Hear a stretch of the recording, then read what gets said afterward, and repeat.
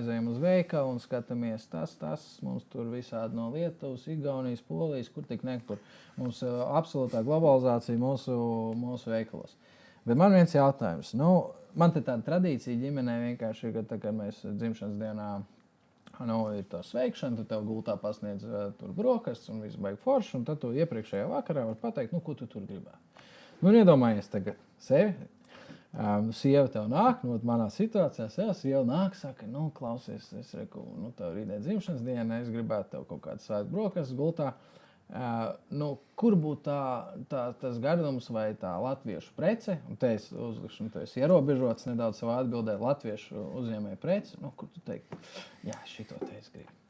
Es gribu, lai man tur viņi būtu, nezinu, paņemšu līdzi uz darbu, vai neuzreiz apēdīšu. Tev ir kaut kāds tāds mīļākais tēvs. Tev patīk sarežģīti jautājumi, bet tā ir Latvijas prece, jā, es teikšu tāpēc, bet es nezinu uzņēmēju viņiem, jo viena lieta ir 15 minūtes miega no rīta brokastīs, un tā ir fantastiskākā lieta, ka tu dabā pagulēt ilgāk.